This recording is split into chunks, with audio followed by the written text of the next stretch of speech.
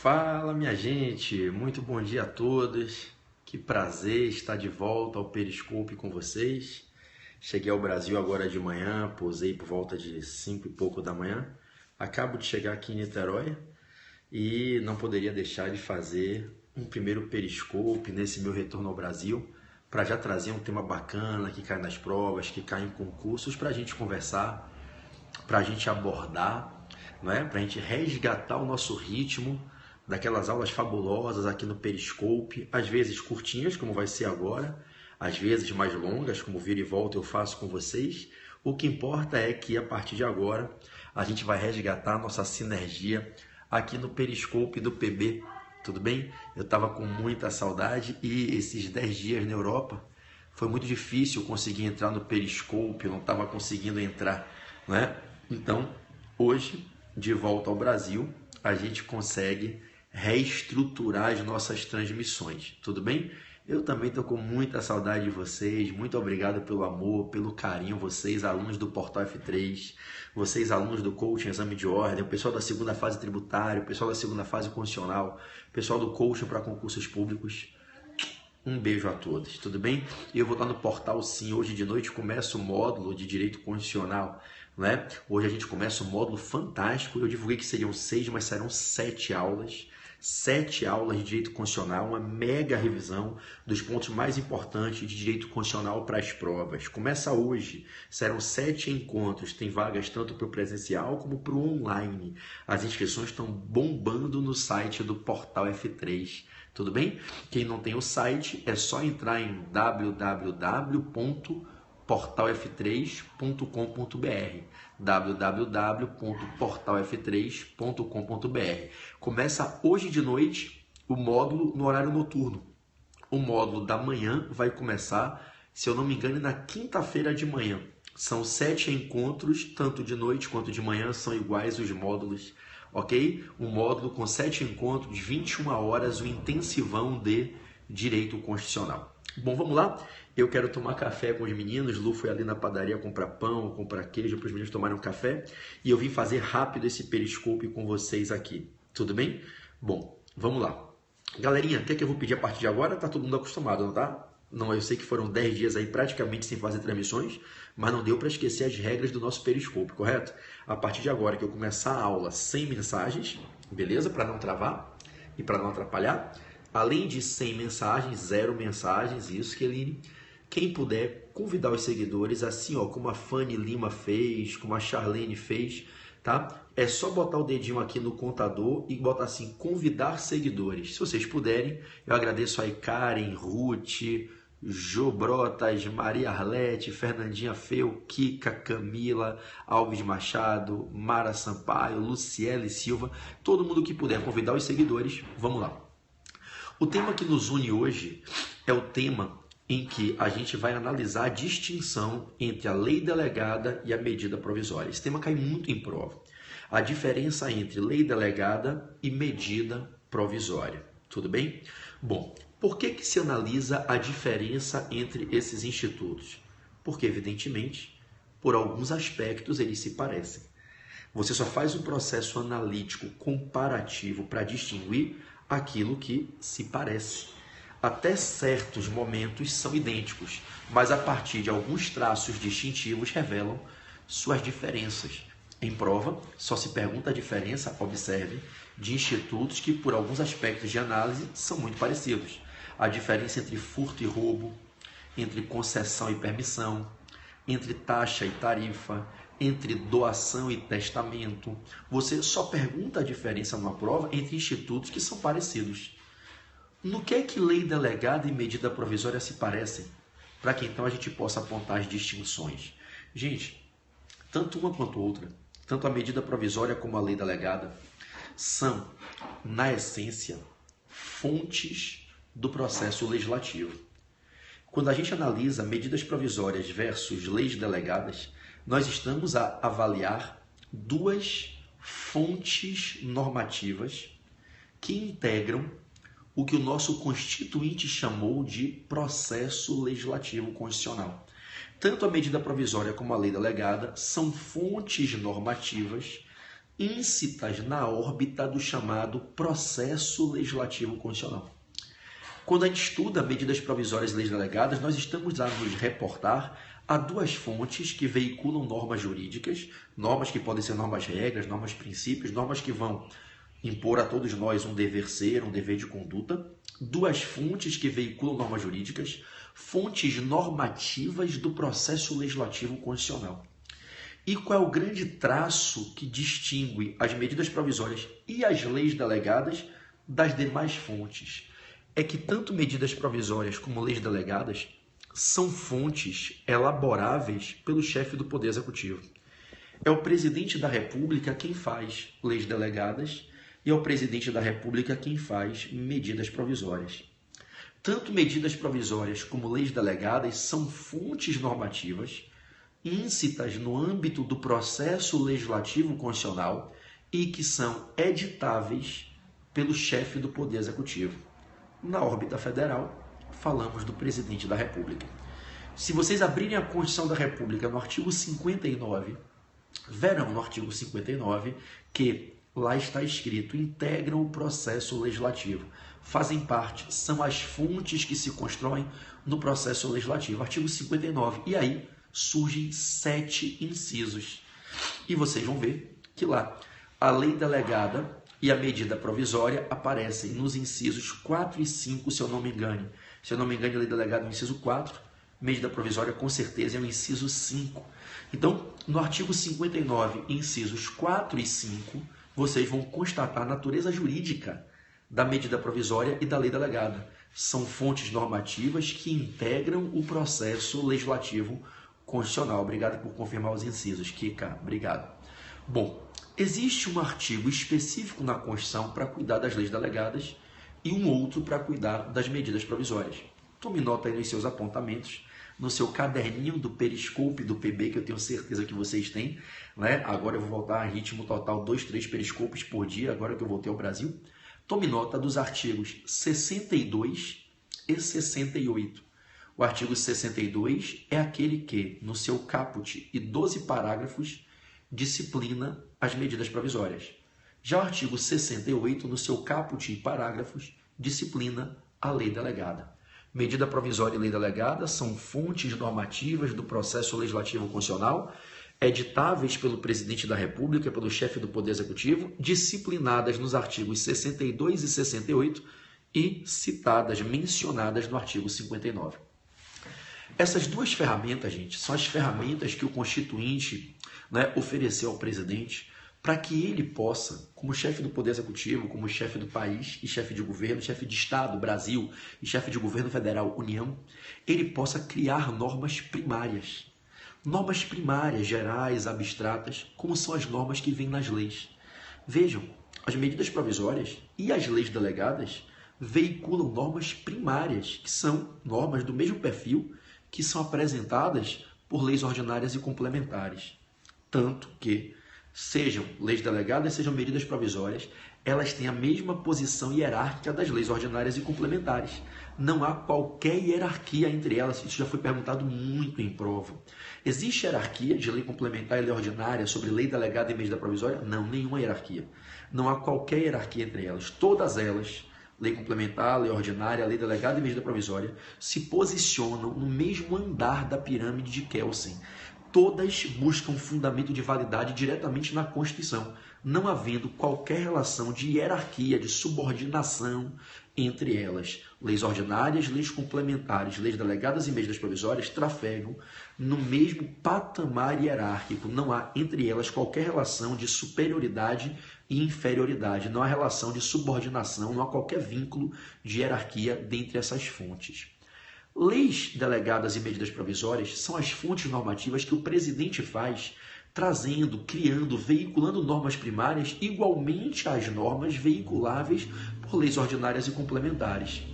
Ora, é a chance que o Constituinte dá ao presidente de ele, presidente, do alto do seu poder e da sua posição privilegiada como chefe de Estado brasileiro, chefe de Estado maior e chefe de governo federal, ele poder criar a norma primária. Ora, se medidas provisórias e leis delegadas tanto se aproximam, qual seria a diferença? Afinal, o PB está aqui dizendo que medida provisória e lei delegada são fontes do processo legislativo, ambas estão previstas na Constituição, ambas são editáveis pelo Presidente da República, por via de qualquer delas se veiculam normas primárias, gerais e abstratas, têm a mesma posição hierárquica, não é a mesma coisa, então? Há diferença entre elas? É evidente que há diferença, gente. Vamos lá.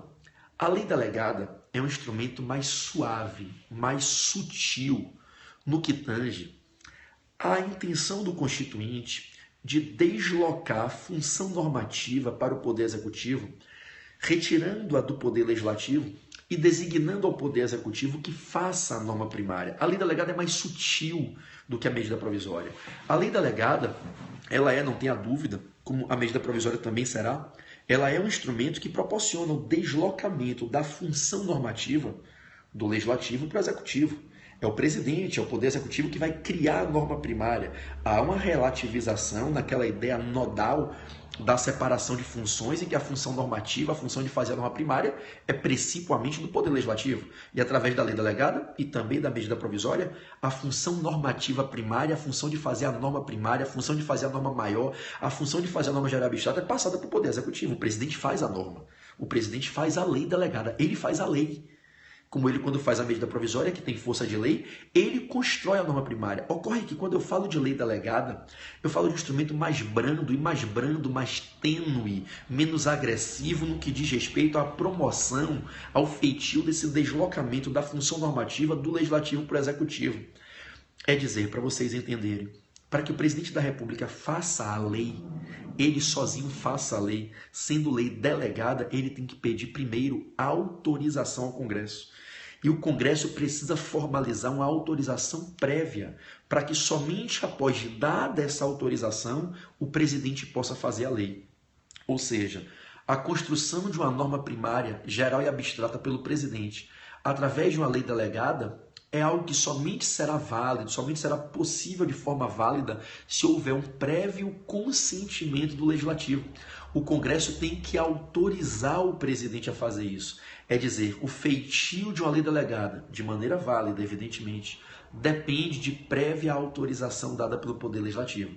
O presidente vai solicitar autorização e o Congresso, caso queira, caso entenda que é oportuno e conveniente, pode dar essa autorização, delegando através dessa autorização o poder normativo ao presidente, para que o presidente faça a lei após essa delegação dada pelo Congresso do poder normativo. Então, essa força que tem... Surreal. Vamos lá. Essa força que tem o presidente de fazer uma lei para, através dessa lei, apresentar uma norma geral abstrata, uma norma primária, sendo essa lei a lei delegada, só é possível, essa força só se materializa se o Congresso quiser previamente autorizar. Então, na lei delegada, observe que para que o presidente crie a norma, ele tem que fazer algo do que ele não depende na medida provisória.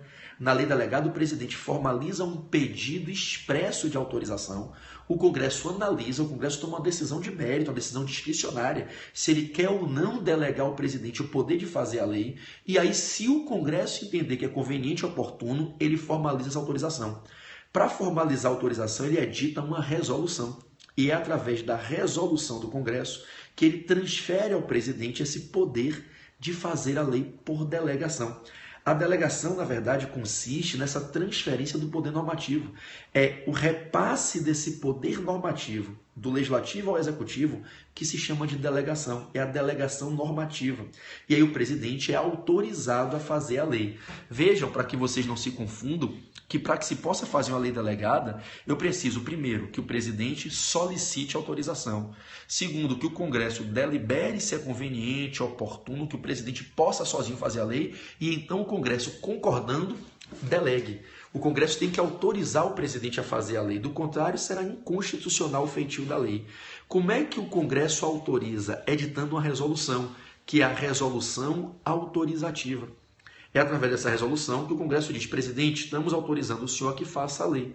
Agora o senhor pode fazer a lei sozinho, não precisa mandar um projeto de lei para a gente. O senhor já está autorizado a fazer a lei, não precisa mandar um projeto de lei para a gente colocar na casa inicial, na casa revisora, votação na Câmara, votação no Senado, para depois ter sanção ou veto, para depois ter promulgação. Não, presidente, pode fazer a lei. Então, para que caiba a lei delegada, o presidente tem que pedir permissão e o Congresso tem que autorizar. E aí como é que o Congresso autoriza? Expedindo uma resolução que formaliza o deferimento dessa autorização. É quando o Congresso faz essa resolução, autorizando o presidente a fazer a lei, que ocorre a delegação. Delegação de quê? Delegação desse poder normativo.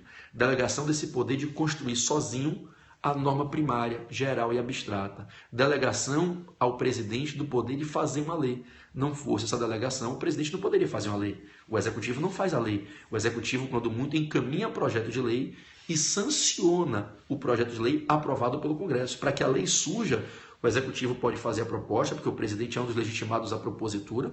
O legislativo é quem tem que aprovar. Se o legislativo não aprovar, não tem como nascer a lei. E aí, depois da deliberação na Câmara, da deliberação no Senado, aprovação nas duas casas, é que a matéria volta para o presidente sancionar ou vetar. E se ele sancionar, aí sim pode ter a promulgação para nascer a lei com a promulgação. Aí se publica para se dar ciência, oficializando-se ao povo, e ela pode entrar em vigência e ter aplicabilidade. Veja que o feitio de uma lei, a construção de uma lei, não é unilateral do presidente. O presidente, como regra, não pode sozinho fazer uma lei, a não ser que o Congresso delegue a ele esse poder. É quando a lei é feita após a delegação desse poder. Por isso o nome lei delegada. Então a lei delegada, gente, é uma lei que o presidente da República faz sozinho, após pedir permissão ao Congresso e receber a autorização do Congresso para poder sozinho fazer a lei. Quando ele faz uma lei delegada, ele não manda um projeto de lei para o Congresso deliberar se o Congresso quer ou não aprovar uma lei com aquele tipo de norma. Na lei delegada, ele não manda projeto de lei. Na lei delegada, ele faz a lei. Na lei delegada, ele diz ao Congresso: Congresso, eu queria fazer uma lei. Sei que vocês, Câmara e Senado, têm que deliberar sobre o projeto. Vocês podem autorizar? Então, o presidente pede autorização, o Congresso, querendo, autoriza, autorizado, ele vai e faz a lei. Aí ele pode fazer a própria lei pronta e acabada. Frise-se que o Congresso, ao editar essa resolução, delegando ao presidente o poder normativo, permitindo a ele fazer a lei por delegação, o Congresso pode colocar limites. Tanto que ele pode dizer: seu presidente, a liberdade que o senhor tem de fazer a lei é uma liberdade limitada, além de, evidentemente, respeitar toda a Constituição na sua envergadura plena, além de, ao fazer uma lei delegada, ter que respeitar o artigo 5º da Constituição, ter que respeitar direitos e garantias fundamentais das pessoas do povo, além de respeitar tudo que você já teria que respeitar, você ainda vai respeitar esses limites aqui. Ou seja, na resolução, o Congresso pode estabelecer limites, determinando ao presidente que somente possa fazer a lei delegada dentro daqueles limites. É a chamada delegação com limitações específicas ou com limites e condições específicas. O próprio artigo 68, nos parágrafos, autoriza que o Congresso possa, ao delegar ao presidente o poder de fazer a lei delegada, estabelecer limites e condições que, se forem desrespeitados, formalizarão uma inconstitucionalidade. Se o presidente fizer uma lei delegada desrespeitando os limites da delegação, evidentemente que ele estará exorbitando os poderes normativos que foram delegados a ele, e aí o próprio Congresso pode sustar a lei delegada imediatamente. PB, o Congresso pode sustar a lei delegada? Claro que pode. Óbvio que pode. E é exclusivo dele, inclusive, fazer isso. Vocês vão encontrar isso. Anotem que esse artigo já caiu várias vezes em prova. Anotem aí o artigo 49, inciso 5 da Constituição. O artigo 49, inciso 5, que diz que o Congresso pode sustar os atos normativos do presidente da República quando esses atos estiverem em exorbitância aos poderes normativos que foram transmitidos a ele. Ao poder normativo foi transmitido a ele. Então, o Congresso autoriza o presidente a fazer a lei. O presidente, após a autorização dada na resolução, pode fazer a lei, mas ao fazer a lei tem que respeitar as limitações genéricas que vêm, né, do dever de respeito à Constituição como um todo e as eventuais limitações específicas firmadas na resolução que formalizou a delegação, no meu exemplo aqui, de maneira limitada. Em suma, lei delegada é essa lei que o presidente faz sozinho, após o Congresso autorizar, e após autorizar, somente autorizará se houver um pedido expresso de permissão. Então, o presidente pede, o Congresso, querendo, autoriza, autorizado, ele pode fazer a lei, e fazendo a lei, respeitará as eventuais limitações de conteúdo, de prazo, de destinatários da norma, qualquer tipo de limitação, quantitativa, temporal, espacial, subjetiva, qualquer limitação que o Congresso queira fazer na delegação. E não mandem mais perguntas, porque me atrapalha quando eu estou falando, ter que ler a pergunta. Não mandem mais perguntas durante a minha fala, para não atrapalhar a exposição, tá certo? Vamos lá. Bom, qual a diferença para a medida provisória? A medida provisória, não obstante, também seja uma fonte normativa editável pelo presidente da República, a medida provisória ela é mais drástica. O Constituinte confere ao presidente da República um poder mais agressivo, mais agudo, mais intenso. O presidente da República não precisa pedir autorização prévia ao Congresso para editar a medida que trará a norma jurídica primária, geral e abstrata para reger aqueles fatos sociais, aqueles serviços públicos, aqueles atos administrativos, aqueles contratos administrativos que ele, presidente, enxerga que se necessita com urgência, né, de maneira célere daquela nova norma jurídica para uma matéria que é relevante, que é de fundamental importância para a administração. Ele não precisa pedir permissão. O presidente, para editar a medida provisória, ele não precisa consultar previamente o Congresso, pedindo ao Congresso que, antes de que ele faça a norma, autorize o feitio da norma. Bom, tá tudo bem, vocês estão me vendo. Se estiverem me vendo, botem coração. Não precisa escrever nada não, porque quando às vezes para os corações aqui, eu fico achando que tá travado. E acho que eu tô falando sozinho. Beleza, já vi que tem coração na tela. Né? Então, quando eu estiver transmitindo, não botem mensagem nenhuma, só coraçãozinho, porque os coraçõezinhos são um sinal que eu recebo que a transmissão tá boa, tá certo? Obrigado, manda coraçãozinho na tela. E claro, se você estiver gostando, mande coração. Se você estiver entendendo, mande coração. Que aqui no Periscope é a maneira de você dizer que você está gostando da aula, tá? E eu consigo ver que a aula está fluindo quando eu vejo o coração subindo. Quando para o coração, chega a dar uma angústia e fala, será que eu estou falando sozinho? Né? Mas enfim, vamos voltar. Então, o que é a medida provisória? Na medida provisória, o Constituinte faculta ao presidente um poder discricionário, o poder de avaliar se em determinada situação é realmente imprescindível a criação de uma norma em caráter emergencial, uma norma que até então não existe, mas uma norma da qual ele depende para implementar uma política de governo, para implementar a legitimação da prestação de um serviço público, do exercício do poder de polícia, da execução de certo ato administrativo, da criação de certo órgão público, ou seja, o presidente da República como chefe de governo, ele só pode praticar os atos administrativos, ele e qualquer autoridade administrativa, ele e qualquer agente público, se tiver respaldado na lei. Os atos administrativos se submetem ao controle de legalidade. Eu preciso ter uma norma legal autorizando, embasando, validando qualquer medida governamental. É o princípio da legalidade que rege toda a administração pública e toda a atividade administrativa. Só que às vezes o presidente percebe que é necessário praticar certo ato, implementar certo serviço, desenvolver certo programa, celebrar certo contrato, criar certo órgão, mas ele não tem uma norma jurídica que dê respaldo. E ele percebe que, diante da falta dessa norma jurídica, ele não poderá praticar a medida governamental que ele precisa praticar. E ele constata que, se não tiver essa norma jurídica e ele praticar a medida vai ser nula. A medida vai ser viciada porque vai estar em desarmonia, em desacordo com o sistema legal. Nenhum ato administrativo sobreviverá se contrário à legalidade, se não respaldado em prévia norma legal que o valide e o legitime. Nesse viés, quando o presidente constata que ele precisa praticar um ato administrativo, que ele tem que implementar um serviço público, desenvolver um programa ou uma política pública, criar um órgão público, celebrar ou modificar um contrato administrativo, ele percebe que a norma que ele tem nas leis não é suficiente para respaldar o feitio, ou ele percebe que ele sequer tem uma norma legal para legitimar o feitio da medida que precisa se implementar, ele se depara com um problema. Ele tem que praticar um ato, ele tem que prestar um serviço, ele tem que criar um órgão, ele tem que executar uma política pública e não tem norma legal para respaldar. Se ele fizer a medida sem a norma legal, a medida será inválida, será ilegal e possivelmente, caminhando na verticalização, será inconstitucional. Então o que é que ele faz? Ele precisa da norma. Só que aí ele constata o plus, que é o que vai legitimar a medida provisória.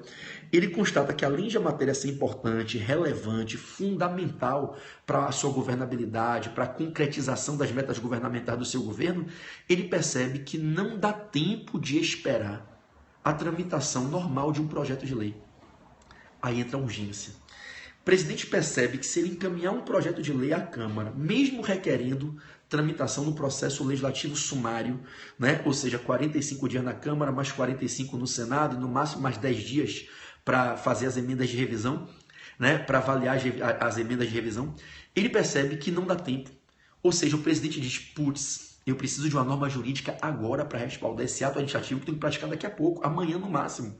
Não dá tempo de eu mandar um projeto de lei para a casa inicial deliberar, aprovar, a casa revisora deliberar, aprovar, para voltar para minha mão para eu sancionar. Não dá. Mesmo que o presidente venha a requerer o privilégio que eu tenho, que é poder requerer tramitação dos processos de minha iniciativa pelo rito sumário, que é aquele rito sumário de 45 dias na casa inicial, no máximo 45 na casa revisora, e se tiver emendas na casa revisora, no máximo mais 10 dias voltando para a casa inicial. 100 dias. O processo legislativo de no máximo 100 dias, quando é processo de iniciativa do presidente, ele requer apreciação no rito sumário. Mesmo assim, 100 dias é muito. Aí o que é que o presidente percebe? Ferrou. Se eu for esperar 100 dias para vir essa lei, daqui a 3 meses e mais um pouquinho, daqui a 100 dias, eu já deixei de criar esse hospital, eu já deixei de fazer o deslocamento dessa verba pública, eu já deixei de autorizar esse ato administrativo, eu já deixei de legitimar essa licença ambiental, então eu vou ter um prejuízo de difícil, quiçá de incerta reparação. Em situações como essas é que a Constituição autoriza ao presidente fazer uso da medida provisória. É em situações como essas que a Constituição possibilita que o chefe do Poder Executivo edite uma medida normativa que venha a normatizar a situação fático-jurídica carecedora de normatividade, e aí o presidente edita uma medida normativa de punho, sem consultar previamente ao Congresso.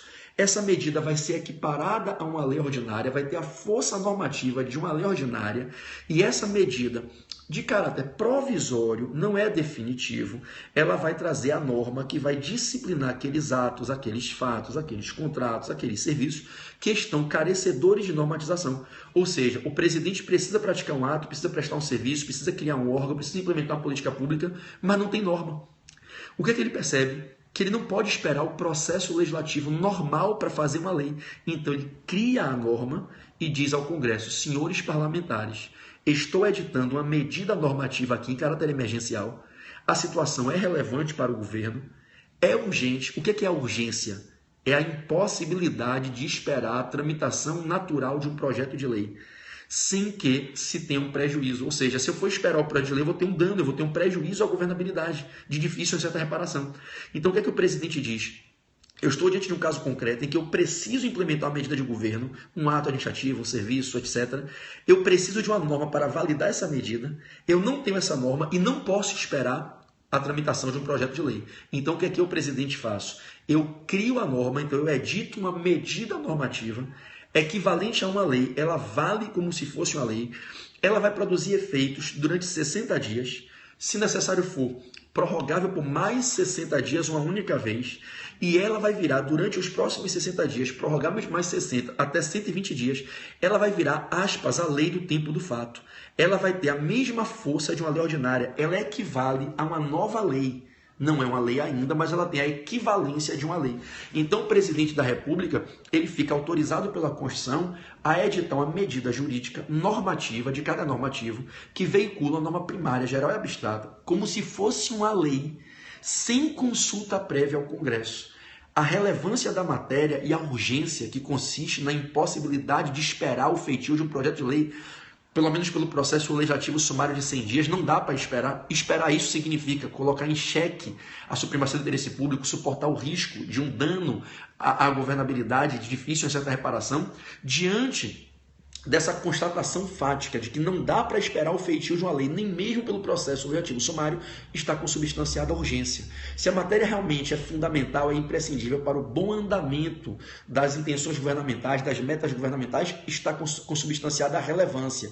Havendo relevância e urgência, o presidente faz uma medida normativa com força de lei e passa a controlar o fato. E ali eu passo a ter a norma que respalda o ato, a norma que vai regulamentar aquele fato, aquele contrato, aquele serviço, aquele poder administrativo. Qual a diferença central da medida provisória para a lei delegada? A lei delegada não precisa estar atrelada a situações de urgência.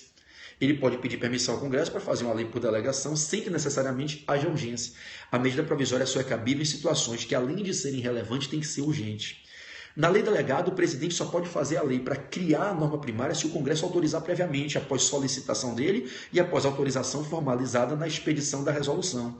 Já na medida provisória, o presidente não tem que pedir permissão prévia nenhuma, ele edita a medida provisória, expede ela e ela passa a produzir efeitos normativos, normatizando os fatos sociais, como se fosse a lei do tempo do fato.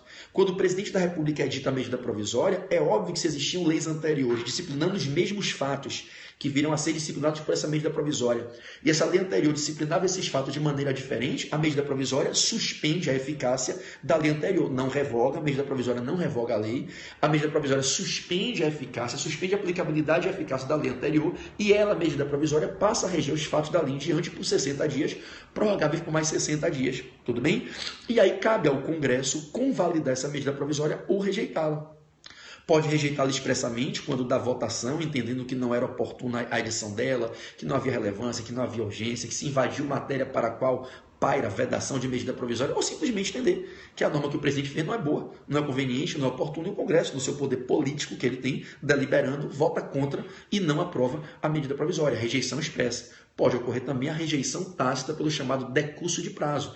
Expirados os 60 dias, prorroga-se por mais 60 o prazo. Expirados os novos 60, o duplo prazo sexagenário, 120 dias se esgotaram e a MP não foi apreciada, ela caduca, ocorre o decurso de prazo, que equivale a uma rejeição tácita pelo parlamento. A MP cai e dali para frente eu volto a aplicar a lei anterior dali para frente. Durante aquele prazo que a MP produziu seus efeitos, ela fica convalidada como a lei do tempo do fato, como a fonte normativa do tempo do fato, podendo o Congresso, caso queira, a contar da queda da MP num prazo de 60 dias, caiu a MP, o Congresso tem 60 dias para escolher se ele define que ele vai manter os efeitos da MP para aquele período que a MP ficou vigente, ou se ele quer mudar os efeitos que a MP imputou, e ele pode, em até 60 dias a contar da queda da MP, editar um decreto legislativo para derrubar os efeitos da MP para aquele período que a MP ficou vigente. Em suma, a medida provisória, gente, eu brinco sempre nas aulas, ela equivale a uma tutela de urgência. Lembra das tutelas antecipadas? As tutelas de urgência lá do processo civil? É um instituto de estrutura idêntica, de estrutura similar. Com que diferença? A medida provisória nada mais é do que uma tutela antecipada. Todavia, o que se antecipa não é uma tutela jurisdicional na lide no processo. O que se antecipa é a tutela normativa, no ambiente da administração pública, no habitat da governabilidade. Medida provisória nada mais é do que uma tutela provisória antecipada, em razão da relevância e da urgência, do periculo in mora e do fumus boniuris. Relevância, lembra, fumus boniuris. Urgência, lembra periculo in mora. A administração está diante de uma situação em que é importantíssima, uma matéria importantíssima para ser regulamentada, está diante do fumus boniuris, está diante de um risco de suportar um prejuízo grave se a norma não vier correndo rápido, perigo in mora, o perigo da mora, da demora de se esperar um projeto de lei virar uma lei. Se a lei só vier daqui a X dias, vai haver um dano irreversível para a administração. Então a administração pública percebe que ela não pode esperar o poder legislativo fazer a lei pelo caminho normal, pelo rito natural, para trazer a norma, porque quando essa norma vier já será tardia e já haverá se consumado um dano, já se terá um dano consumado às intenções governamentais e à execução das políticas públicas. Então o Constituinte permite ao chefe do Poder Executivo, em quem o povo confiou, eleito pelo povo, num legítimo mandato popularmente constituído, que ele possa antecipar a tutela normativa, e ele faz a norma de caráter provisório e dá ao parlamento o poder final de decidir ao final se quer manter essa norma, se quer derrubá-la ou se quer derrubar e mudar ela, né? Então quem vai dar a palavra final é o Congresso. Agora, diante da urgência do fato, da impossibilidade de esperar uma lei, se percebendo que é necessária essa norma para evitar danos à administração, para se proteger a supremacia do interesse público, se permite ao presidente fazer a norma em caráter provisório, como são as tutelas de urgência, em regra, as tutelas provisórias, que no novo CPC, né, se dividem em tutelas de urgência, tutela de evidência, e as tutelas de urgência em tutela antecipada e medida cautelar, né, as tutelas provisoriamente concedidas, no nosso exemplo aqui, uma tutela normativa, em que o presidente vai editar uma medida formal, que é a medida provisória, para veicular essa norma em caráter provisório, podendo o Congresso avaliar se foi bom ou foi ruim o que o presidente fez. Se o Congresso entender que não é boa norma, ele rejeita essa MP expressamente ou rejeita pelo decurso de prazo. E se o Congresso, inclusive, rejeitar a MP e entender que a norma que veio pela MP não deveria sequer ter produzido efeitos, o Congresso, após rejeitar a MP expressamente ou derrubá-la pelo decurso de prazo, ele, após a queda da MP, ele tem um prazo de 60 dias para editar um decreto legislativo retroativo que derruba os efeitos da MP para o período que a MP ficou vigente. Então, quem dá a palavra final é o Congresso. O que a Constituição faculta é que o chefe do Poder Executivo possa fazer a norma primária em razão da urgência sem consultar o Congresso. Então, inaudita altera a parte. O presidente edita a medida provisória, veiculando a norma que é necessária e imprescindível para evitar danos à administração e normatiza os fatos e passa a guiar os fatos dali em diante.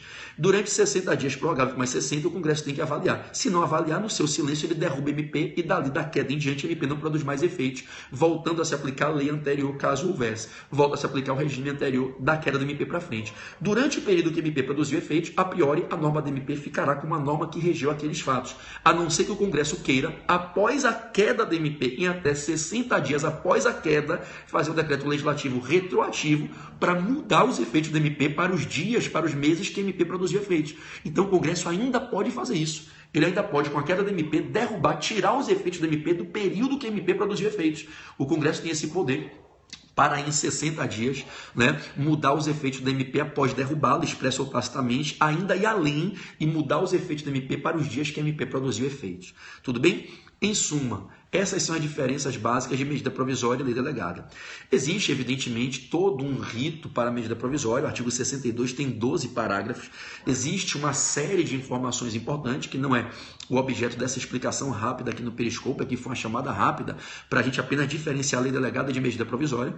Se vocês quiserem um aprofundamento, vocês podem adquirir o meu curso completo de Direito Constitucional no Portal F3, onde hoje eu sou professor exclusivo, né? A minha aula de medida provisória são 3 horas. 3 horas de medida provisória, né? Então, você tem lá uma explicação completa do artigo 62, o artigo 62, parágrafo 1º, que explica as matérias que são vedadas à MP, né? Não cabe medida provisória em matéria de lei complementar, não cabe medida provisória em direito penal, processo civil, não cabe medida provisória para cuidar do orçamento, da lei de diretrizes orçamentárias, do PPA, não cabe medida provisória para você querer regular a organização judiciária do Ministério Público, as garantias, né, dos membros das carreiras. Então existem, não cabe medida provisória em nacionalidade, cidadania, né, direitos políticos, eleitorais e partidos políticos. Existem diversas matérias no artigo 62, parágrafo 1º, para as quais é vedada medida provisória. Como lá no 68, parágrafo 1º, também existem matérias para as quais é vedada lei delegada. Tá certo? Aqui é uma rápida aparição, esse bate-papo que eu trago para fazer pontuações que sempre caem em prova. Aqui foi para comparar a lei delegada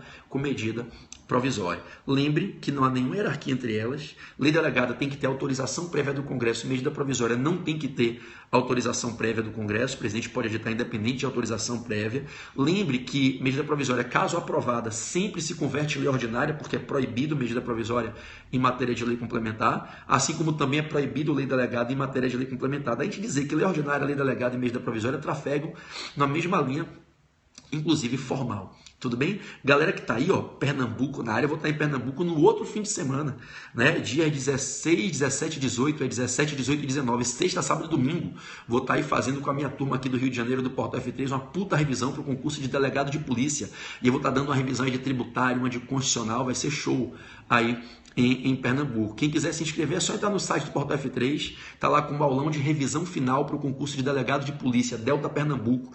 Já tem mais de 150 inscritos, vai ser uma aula fenomenal aí em Pernambuco. Eu vou ficar muito feliz se eu puder ver vocês. Nesse fim de semana agora eu vou estar em Cachoeiro do Itapemirim, naquele congresso da Multivix lá em Cachoeiro do Itapemirim. Vou chegar lá sexta, sábado eu vou fazer a minha palestra e no domingo eu vou dar um aulão sobre como passar no exame de ordem, como passar em concursos públicos lá em Cachoeiro do Itapemirim, né? Vou dar um abraço aí meu amigo Robert, querido, grande abraço, tá? Vou estar amanhã no Distrito Federal, se tiver alguém do Distrito Federal aí me assistindo, eu vou estar em Sobradinho amanhã, no auditório da Faculdade de Projeção de Sobradinho, amanhã de noite, fazendo um aulão sobre como passar no exame de ordem para os alunos da Universidade de Projeção, da Faculdade de Projeção, lá de Sobradinho. Quem for de Brasília, Guará, Taguatinga, Ceilândia, Sobradinho, né? Eu vou estar aí em Sobradinho amanhã, para fazer um grande encontro, um grande aulão com os alunos aí de Sobradinho amanhã no Distrito Federal. Vou ficar muito feliz de poder encontrá-los. Tudo bem?